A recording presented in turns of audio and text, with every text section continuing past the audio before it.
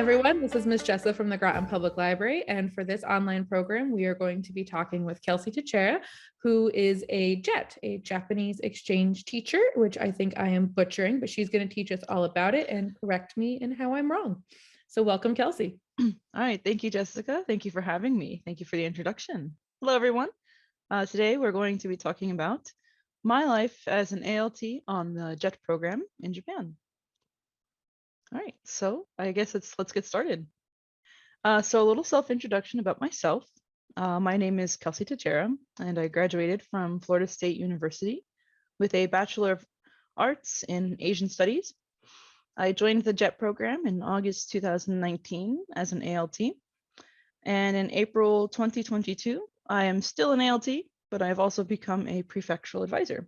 So now I am, I guess, sort of team captain for ALTs. Any sort of problems or questions that they encounter in the workplace or living in Japan, myself and a few other people are responsible for helping them settle those issues and to better adjust to life in Japan in the prefecture. So a little information about the JET program, which I pulled from their website. The JET stands for the Japanese Exchange and Teaching Program. And its goal is aimed at promoting grassroots international exchange between Japan and other nations. This program started in the year 1987. Originally, it consisted of America, the UK, Australia, and New Zealand. And the first participants numbered 848. So today, as of the count in 2022, over 50 countries participate in the JET program, and there are currently 5,723 JETs scattered throughout the country of Japan. So what is JET? What is your role on JET? Well, you have three options. The first one is going to be an assistant language teacher, or an ALT for short. 90% of the JET program participants are ALTs. Your roles consist of team teaching or assisting in classes with Japanese teachers of English, often called JTEs, in which you assist in the preparation of materials, or you are responsible for preparing those materials yourself. You also can participate in extracurricular activities. Usually this is English Club, where you provide activities for students to do in English.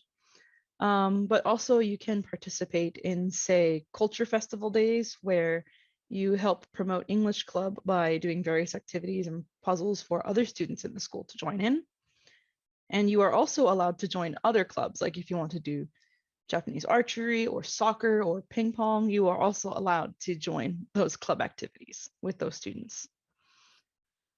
The type of ALTs that you would likely run into are municipal. So these are usually city ALTs, so they work for their local cities. And those ALTs tend to work in elementary schools or middle schools or both. Then you have prefectural ALTs. We are directly hired by the prefectural government, so kind of like the state government. And we are mostly high school ALTs. So you'll find those types of ALTs in high schools, like myself. And very rarely, an ALT will get placed in a private school. It's not that common, but it does happen. Next, we have a CIR, also called a Coordinator for International Relations. Just under 10% of ALTs are CIR.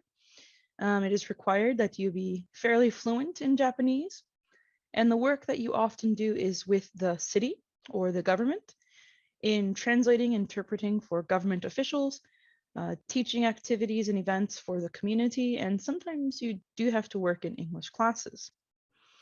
You also work with international exchange events and planning, and you can also receive guests from overseas. So if your prefecture or your city is receiving a special guest from overseas, it will be your job to translate that information and host the guests while they are here. And also, many times you might have to be involved in editing and producing information, such as emergency flyers or website editing in English, anything like that. And finally, we have our Cs, or our sports exchange advisors. So this is a very, very small percentage of JET. I personally have not met a C. I don't think we have a C in our prefecture. What Cs do is they work for our local government and they promote internationalism through sport. This can be via coaching, training, and planning of sports-related activities. Unfortunately, I do not know too much about C, so I can't quite attest to their experience. So all of this information can be found on the JET program website, like jetprogram.com, I believe. All right, so where am I located? Let's take a quick look at my prefecture and some of the famous places and legends associated with it. So first we have Japan and its regions. We have region 1, which would be Hokkaido. Region 2 is Tohoku. Region 3 is Kanto. Region 4 is Chubu. Region 5 is Kansai. Region 6 is Chugoku. Region 7 is Shikoku. And region 8 is Kyushu, which also includes Okinawa. Sorry. So my prefecture, my region here is the Chugoku region, region 6. And of Chugoku, we have 5 areas, which would be Shimane, Okayama, Totori, Hiroshima, and Yamaguchi. Those 5 prefectures consist of my region. And I am here in region 2, which is Okayama Prefecture. This is the prefectural flag and the prefectural emblem. And Okayama is often called Hare no Kuni, or it's like the Sunshine Country or Sunshine Kingdom. It's translated in various ways. We do get a lot of sunshine. Okayama is pretty much known for its relatively mild climate. I say mild. In the summertime, it gets to be about 35 degrees Celsius. So I want to say, I'm not good at the conversion, I ballpark, usually about 95 degrees Fahrenheit in the summertime, and about, I want to say 5 degrees, about 40 degrees Fahrenheit in the wintertime. So our highs range about 40 to 45 in the winter and about 95, 98 in the summer. We don't really get a lot of natural disasters. So earthquakes are very minimal. We don't have to worry about tsunamis. The main thing you have to worry about is perhaps landslides in the summertime when we get a lot of rain. But otherwise, it's a fairly safe country, or prefecture. I'm sorry. I had Sunshine Country stuck in my mind. All right. So one of the famous legends of Okayama is the legend of Momotaro. Now, other scholars disagree on whether or not the legend of Momotaro solely belongs to Okayama, but it is Okayama's bread and butter. They hang on to it, and it is what they have claimed. So, what is the legend of Momotaro? I'll tell you the story very quickly. So one day, an old man and an old woman were down by the river washing clothes when a giant peach comes floating down by the river. And in the peach, a boy is born. And the boy says he is a gift from God, from the gods, to be their son. And they named him Momotaro. And Momo means peach. And Taro at the time was a common name for young boys.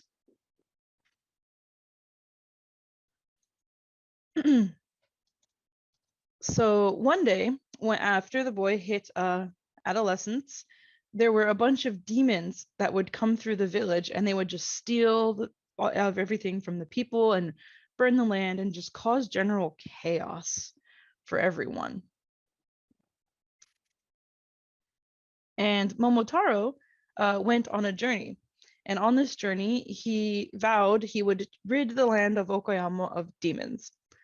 So along his way, he met 3 characters, a dog, a monkey, and a pheasant. And they became friends by Momotaro giving him giving them a treat called kibidango, which I will show you later. It's like a sweet sort of gummy rice cake. And so together, they rid Okayama of demons, and they chase them all the way back to Demon Island, forcing them to surrender. And he didn't destroy them. He just forced them back to surrender, and he took the Demon King as like a hostage sort of thing. And he also returned to the village with all their treasure, and he became a local hero. So that was the famous story of Momotaro. If you walk around Okayama Prefecture, you will see symbols of Momotaro and peaches like everywhere. So it's a very, very common story. Children know the story. It's pretty great. It's Okayama's claim to fame. And so this is a statue of Momotaro, the dog, the monkey, and the pheasant in front of Okayama Station. Yeah. And you can see the manhole covers for like the sewers also are covered with symbols of Momotaro and things like that. So it's pretty fun to see.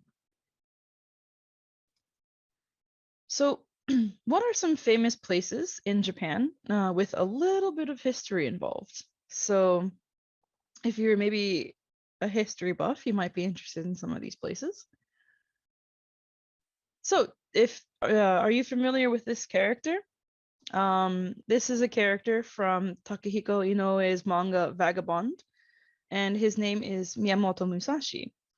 But Miyamoto Musashi is actually a real person. He is one of Japan's most famous samurais for creating the dual sword technique, fighting with two swords. And actually, he was a real person born in Okayama Prefecture. He was born up in North Okayama Prefecture in a town called Mimasaka. And you can go to his village today and see his statue. And there's actually a small museum dedicated to him as well. For our region, we are about here in this area on this map. And this is called the Seto Naikai, or the Seto Inland Sea. And the Seto Inland Sea was a very important trade route and transportation route in Japan's history. And it was also an important structure for war during the Genpei War. Also, this is where Miyamoto Musashi had his famous battle with Sasaki Kojiro, where Sasaki Kojiro was waiting on a beach for Miyamoto Musashi, and he came to the fight late and defeated Sasaki Kojiro with the oar of a ship, or with the oar of a boat. This happened here in the Kanmon Strait in the Seto Inland Sea. So he traveled all the way from Mimasaka all the way down to here and got into a famous fight with this guy and won. Okay, so let's go forward. The Seto Naikai, or the Seto Inland Sea, is also famous for the Battle of Dan no Ura in 1183. This is considered Japan's first full-scale sea battle, and it put an end to the Genpei War and the actual Heian period. And this is where the Taira clan was defeated by the Minamoto clan, and it started a whole new period of culture. This is Osaka Castle, back in Okayama Prefecture, also called, Okayama Castle, also called Okayama-jo, or nicknamed Ujo, or Crow Castle. The roof was partially gilded in gold, also earning the nickname the Golden Crow Castle. Unfortunately, in the year 1945, during World War II, it was destroyed, but it was rebuilt in the year 1966. And 2 watchtowers actually survived the bombing. Recently, November 2022, it was fully refurbished, so now you can go in the castle and participate in some interactive activities and learning some history that way as well. And this battle, or this castle, played an important role in the Battle of Sekigahara. So, along with Okayama Castle, we have Okayama Korakuen Garden. Korakuen is considered one of the 3 greatest gardens of Japan, and it was completed in the year 1863, and it has remained the same ever since. And it is very strategically and meticulously designed. So there's a particular path you can walk, and it can be enjoyed through all seasons with flowers that bloom through various times during the year.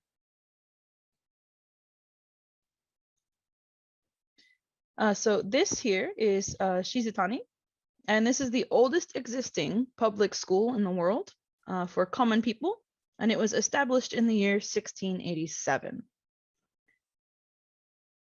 So you can go to this school and you can take a tour of the school as well. It's not very expensive, probably about $2.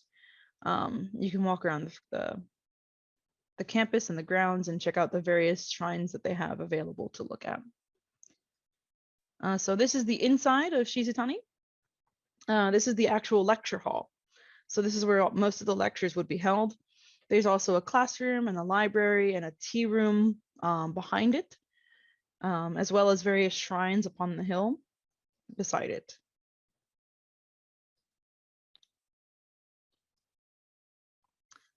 Here we have Kurashiki Bikanchiku, or the Kurashiki Historical Quarter. It's also a famous location in Kurashiki, in Okayama Prefecture.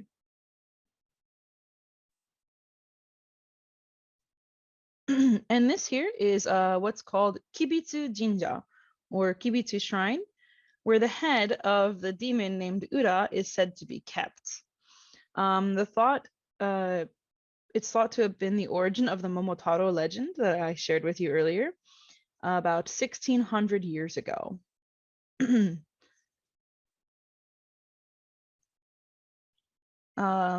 So within this shrine here is a kettle, and the demon Ura, his head is under this kettle actually, and his skull groans. So when you go to the shrine, you can pay for him to read your fortune, for the demon to read your fortune. And it's also a kitchen above his head. So there's a really interesting story about that. I do have a link in the slides for the sources to go into more detail about the story. But his head's here, and if you visit, he'll tell your fortune. So it's pretty cool. Next, we have Bichu Matsuyama Castle, which was built in the year 1240, nicknamed the Castle in the Sky. It is the highest castle currently in Japan. So I have some various shots of that one here, of the Castle in the Sky. I have gone to see the Castle in the Sky, and it's really pretty at sunset. But I actually haven't visited the castle grounds just yet. We kind of missed the closing time, so we just arrived as it closed. It's like, no, it's tragic. Oh, and another interesting thing about this castle is the castle does have an active samurai lord. This cat is named Sanjiro, and he is the official cat lord of Bichu Matsuyama Castle. Yes, literally. He does patrol his grounds, and they did give him an official ceremony to make him an official lord on December 16th, 2018. So yeah, he is the official lord of the castle. He became so because during some heavy flooding in 2018, he was displaced from his home and he kind of became a stray. He happened upon the castle and was just like, I'm staying. So they were like, all right, you're the new lord of the castle. You can visit him and take your picture with him. And yeah, he does patrol his castle grounds and his territory. So it's really cute. So what are some common festivals in Okayama Prefecture? Well, in Okayama Prefecture, we have the Okayama Momotaro Festival. And the key part of this festival is a dance called Uraja. And during this dance, the many dancers dress up as demons and dance down the main street. And this dance tells the story of the Momotaro legend, of Momotaro expelling the demons from Okayama and bringing peace to the land. So oftentimes many college students or university students and even high school students will join teams and participate in this dance down the street. Last year was the first year the dance came back due to the COVID pandemic. So I'm looking forward to going again this year. Okay, next we have a bon odori, which is a traditional dance done during the Obon season. So the closest way that I can relate to Obon is to maybe think of Mexico's Day of the Dead. Obon is a time when Japanese people remember their ancestors and their history. Oftentimes they visit the graves of their loved ones, they clean the tombstones and provide offerings and dances in order to celebrate their memory. This bon odori in particular is called Shiraishi Odori, and it was recently named a UNESCO Intangible Cultural Heritage. It is estimated to be about 100 years old, and it is made to honor those who fought in the Seto Inland Sea during the Genpei War, which also ended the Heian period. It is held in August every year.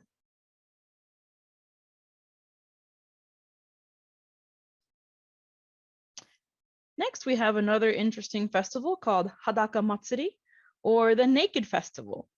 It is held in, yes, it is called the Naked Festival. It is held in February of every year, and only men are allowed to participate. So I'm not too familiar with the details of it, but based off of what I was told, the men dress in loincloths, and they purify themselves at shrines in freezing cold water. Mind you, this is February, so it's probably about 30 degrees out Fahrenheit. And they're just bathing in this cold water. And they gather together under this pavilion to catch, for the chance of catching 3 sacred wooden sticks called shingi. And what happens is the man who can claim the stick is called a lucky man. And they often win not only fortune from the gods, but they also win like a money prize based on the size of the stick that they're able to catch. What happens is all these guys pile up under the pavilion. Suddenly, they turn all the lights off. They drop the sticks and madness ensues. So everybody tries to catch the stick. There have been some deaths associated with the festival of people unfortunately getting squished, but it's very rare. It's an interesting festival to go to. In terms of food, what are some famous foods in Okayama Prefecture? First we have kibidango, which is actually what Momotaro shared with dog, pheasant, and monkey on his journey to expel the demons from Okayama Prefecture. So what kibidango is it's usually rice, starch, syrup, and sugar are about the main ingredients. And in Okayama, some of the most famous flavors are peach and muscat grape. Which brings us to our next famous food, peaches. So Okayama is very famous for its white peaches in the summertime. They are super sweet. I definitely recommend trying them if you get the chance to. And we are also famous for our shy muscat grape. So many times you can find flavored foods with grape or peach, and also many souvenirs are shaped like peaches or have peaches on them because that's our claim to fame. Peach ice cream is to die for. I absolutely love it. So those are some famous places, some festivals and foods associated with Japan, Okayama, Japan, and with some information regarding the JET program. So do you have any questions?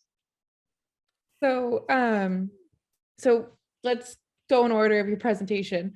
So with the JET program, right? Yes. Who qualifies to become an ALT, right? ATL. ALT, assistant ALT, language teacher. Okay. How do you qualify to become one? What are the requirements for it? So the main requirement to becoming an ALT or assistant language teacher with the JET program is a bachelor's degree.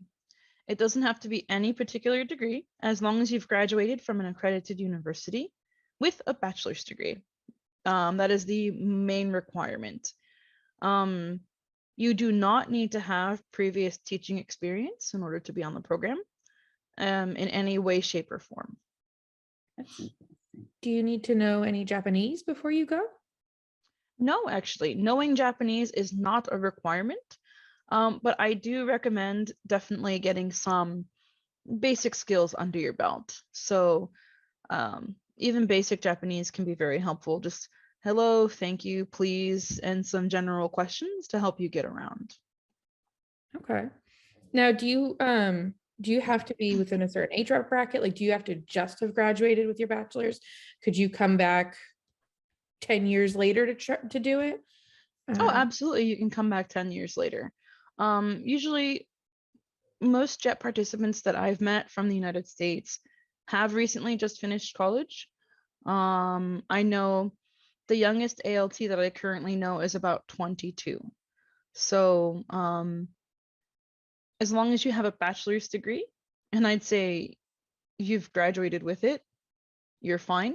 I myself joined the JET program when I was 28 years old. I also know an older lady. She's about 45, I want to say, and she's also in the JET program as an ALT. So there, to my knowledge, there is no age limit, insofar as max AL. There's no age limit. The opportunity is always there for you. Yes, as long as you have that bachelor's degree and from an accredited university, that's the most important part. but like you have a degree in Japanese studies, but you don't need one to do this. You do not need a degree in Japanese studies. You do not need to know anything about Japan in order to join the JET program. But I do, so what I do recommend is that you do read up on a bit of history, especially more modern history, a bit of culture, and a bit of the language, just so it's not as much of a shock as when you first get here, because culture shock, especially if you are unprepared, it is a real thing and it will hit you at some point. Many ALTs who come to Japan often have that honeymoon phase where, oh my God, I'm in Japan, everything's great. And then all of a sudden, work starts. They try to get into the habit and the ritual of learning, establishing that in Japan, and they go, what? And then it's kind of like everything comes crashing down on them and they're like, oh my God, why am I here? And it's like a normal panic, a normal fear to go through. But if you read that up on history and culture and maybe brush up on a little Japanese, it will likely be a bit less shock for you when you first arrive. That makes sense. That makes sense. I mean, you're moving to another country. Oh And yeah, I think it's something that, I'm sorry to interrupt. I think it's no, something you're that's really, really important, is to understand that it's a different country. And I often tell people it's not an anime. Like, I think that's my number, I'm so sorry. I think that's my number one criticism of some, not everybody, of some people that I see who want to join the program. I want my life to be an anime. It's not. Japan is a real place with real people, with real history, real culture, real political issues that they're currently going through, just like every other place in the world. Do you have anime moments? You know what? I'm not gonna lie. There are some moments where I'm like, am I in an anime? But it's not your overall experience. So just brushing up on history and reading and getting ready for the reality of your situation is highly recommended. awesome. Thank you. Mm. So one of the other questions was, how long can you do this for? I mean, can you make a career out of this, or are you limited in some way? So within the JET program itself, the limit is about 5 years. On average, the ALT stays about 2 or 3 years, but you can be recontracted up to 5. Okay. Recently, due to the pandemic, we do have some 6th and 7th year ALTs. That's because there was that period of time where the borders were closed and Japan was not accepting anybody new. I don't know if that's going to continue or not, so I would say 5 years max. But there are other programs if you do enjoy being with JET. There are other programs that you can join in order to stay in Japan in the same line of work. Okay. And do you have any control over what prefecture or what region you go to? When you initially apply to Japan, they ask you what three prefectures you'd like to go to, but you have absolutely no control over it. So, for example, I made my choices for Hiroshima, Okayama, or Tokyo. So Tokyo is a long shot because everybody wants to go to Tokyo, right? But I made my decisions because I had a friend who lived very close to the border in Hiroshima, and I said, well, if I can't be in Hiroshima, then I'll go for Okayama and maybe Tokyo. But you absolutely have no control over where you land, and I think that also brings some stress to the ALTs when you first arrive because it you don't know. So people who are expecting to be put into a city like Tokyo or Osaka, and you end up getting put in the countryside, and I mean the countryside, like out deep in the mountains, and there's your train comes maybe once every half hour, like, or not half hour, once every hour and a half. That can be a shock to you where your town only has about 1,000 people. um yeah, you have no control where you land. You can recommend, oh, I'd like to be here. And if you have things like medical issues that need help, that you might need help with, and you might need to be in a region that has better access to those facilities, they will certainly take that into consideration. Otherwise, you don't really have much of a choice. That's fair. I mean, it's still a Mhm. job. You're still getting assigned somewhere. I think it's funny Yeah. that you ended up in Sunshine Country after leaving Sunshine State. Yeah, exactly. And that's a joke. Ugh, I think I'm like old enough to make those like mom dad jokes now. That's a joke that I make with my kids every time during self introduction. So like Okayama is called Hare no Kuni. Florida is called Hare no Shu. That's right. We are the Sunshine State. And they just like, what? And they laugh. It's great. It's a really great experience. That's awesome. That's really cool. Um, so Sorry. obviously you went in with a lot of knowledge about Japan, and you've Mhm. clearly picked up a ton because of your presentation. I mean, all the regional stuff that you talked about. What are some of your highlights, things that you've experienced that you really enjoyed? I've really enjoyed making breakthroughs with students in English. So when you first arrive, many times like you're a foreigner. So oftentimes, especially in these smaller towns, you might be the first foreigner these children encounter. Um, so it's kind of up to you to leave like a positive, lasting impression. And so they're oftentimes very nervous and afraid to speak. And many Japanese students are afraid to speak English because they don't want to make mistakes. So they'll often look at you and they won't say anything to you. Um, and it does take time to break down those barriers and to get comfortable with each other. But over time, when they do get comfortable and they start greeting you in the hallway, good morning, you're like, good morning. Or I always welcome my students. If you see me out in the real world, like say hi to me. Don't be afraid. So I really love it when I'm out in the mall shopping and I hear Kerushi sensei, and I look back and it's like a group of my kids, and they're like, uh, they try so hard. They go, you, what are you doing here? And I'm like, oh, hello, I'm shopping. What are you doing here? So it's like those interactions, the fact that they feel comfortable enough to come to me in a public setting and practice English with me. Like, I think that's one of the greatest experiences that I've had. Um, Another one would be going to English camps. So I go to about 2 or 3 English camps a year. And as always, I tell the students, if you see me, say hi. I don't mind anytime, anywhere. Just say hello and I'll say hi back. And it was about two Well, years can you later. can you say what an English camp is? Oh, I'm sorry. Yes, an English camp. I'm sorry. So English camps are usually 1 or 2 day activities where you have like a group of students and a group of ALTs, and they participate in various activities like role play, skit, um, presentations about a Japanese cultural topic, um, debate, and challenge hunts like scavenger hunts and things like that. that the students and the ALTs work together with in English. So during the camp, the duration of the camp, the students have to speak in English with each other and with the ALTs.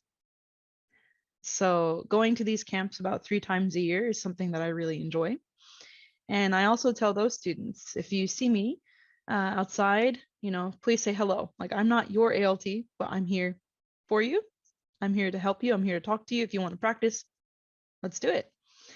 So my first English camp was in, I want to say January 2020. And about 2 years later, in about 2022, I'm walking through Okayama City and I hear Kelsey in like really good English. And I was like, that's a first. And I look back and a student comes, like a woman comes running up to me. And I was like, hi. And she's like, do you remember me? And I feel bad. I teach at 6 high schools and I have so many students and I go to so many English camps. And I'm like, I'm sorry, I'm afraid I don't. She pulled her phone out and showed me pictures of her and I together at English camp. And she's like, from English camp. And I'm like, oh my gosh, yes, you did that presentation on, this subject and it was amazing. I'm like, how are you? She's like, good, I'm a university student now. And we're having this conversation in English and her English has improved so much. And she's like, I'm so happy to see you. And I'm like, I'm happy to see you're doing great. So it's like, it's those experiences for me that like really show that I am making some kind of difference. Yes, ma'am. Yeah. So I think every country has something that it needs to work on, and every country has something that it needs to change. And for many ALTs, the education system in Japan is something that a lot of us struggle with, especially in particular regarding English education. A lot of ALTs, whether they're experienced teachers or inexperienced teachers, eventually hit that wall where it's like, we need to fix this. Unfortunately, we can't. That's something that's completely out of our hands. But what we can do is we can make a difference to the students around us. And I often tell new ALTs the story about the little boy and the starfish. I don't know if you're familiar with that there's a little boy walking down the beach and it's low tide and there's tons of starfish all over the beach and they're going to die because they're out of the water. And so the little boy starts picking up starfish 1 or 2 at a time and bringing them back to the ocean. And this older man walks up and he says, what are you doing? You think you can save all the starfish? And the little boy goes, he's like, it doesn't matter. You can't save them all. And the little boy is just holding these 2 starfish and he says, it just matters to these 2. And he brings the starfish back to the ocean. So we can't change the entire system, but you can work to change the system around you and the community around you. And you're not gonna reach everybody. But man, when you do reach those students and some of them come back, it's gotta be my best experience ever to see them just listening and like opening up and like, yeah, I can do this. It's such a great experience. Well, if that's not like motivation to end on and tell everyone to go out and research the program, I don't know what is. Yeah, I mean, there's trials and tribulations for sure. Any job, any workplace, any environment has that. There's times where I'm like, oh, really? But it's those moments that are just so rewarding. It really makes being an ALT like, she remembered me after 3 years. Or after 2 years. That's cool. And I had another one from a different camp. I went on a tour, right? Where they were like, oh yeah, free tour for ALTs. And I was like, I'll take a free tour. And it turns out our tour guides were Okayama University students. And one of the students was actually one of my students at another English camp. And she's like, here. And she showed me the pictures. And I'm like, oh, it's the coolest thing to see that they've continued with their studies. Oh, it's great. That's my favorite experience. I'm sorry, I could go on for like ever about that. It just makes me, it warms my heart on those hard days. It's like, they remember. They will remember. Some of them will remember. And it's like, it's the coolest thing. That's awesome. That's really cool.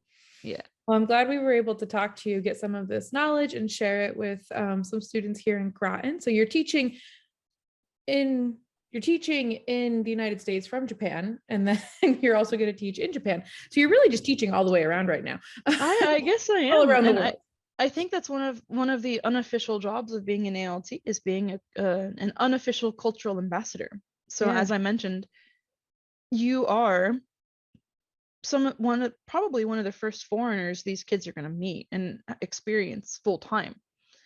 So it's kind of like your job to sort of be that bridge between your country, or in this case America. I say your country because I work with ALTs from Wales and Yeah. Ireland, and so if it's and that's also another thing.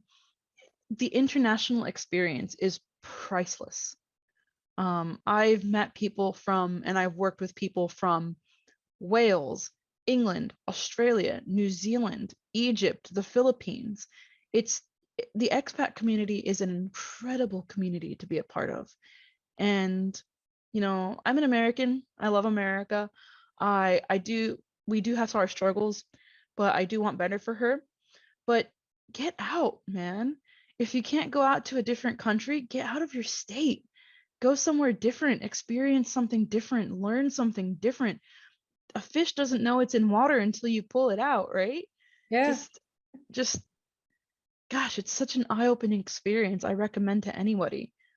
Even if you can't go out of the country, I understand that's so expensive. Just go to a different state, travel, broaden your horizon, learn different perspectives, be willing to hear different perspectives. It's great.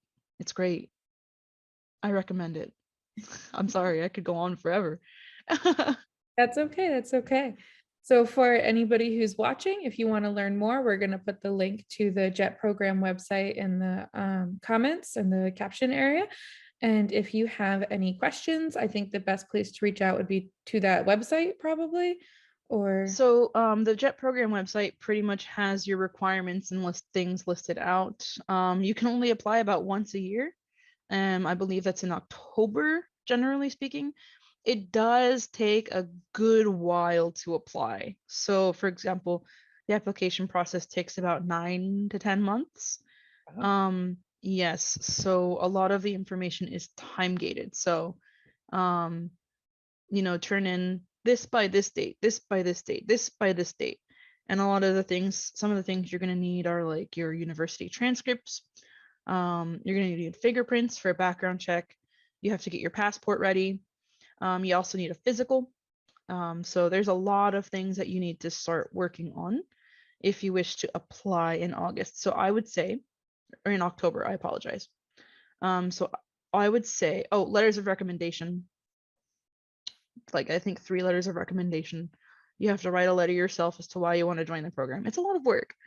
I'd say if you want to apply this October, start now, looking at the things that you're capable of doing now, such as getting letters of recommendation and writing your own essay. Yeah, so it takes a while. And all that information is available on the website as well. Awesome. All right. Well, thank you so much for joining us. And You're welcome. I hope you guys learned something new. I certainly did. I have way more interest in learning about the program and referring it to some of my own students. So thank you everybody for watching. Thank you for joining us. And thank you very much for having me.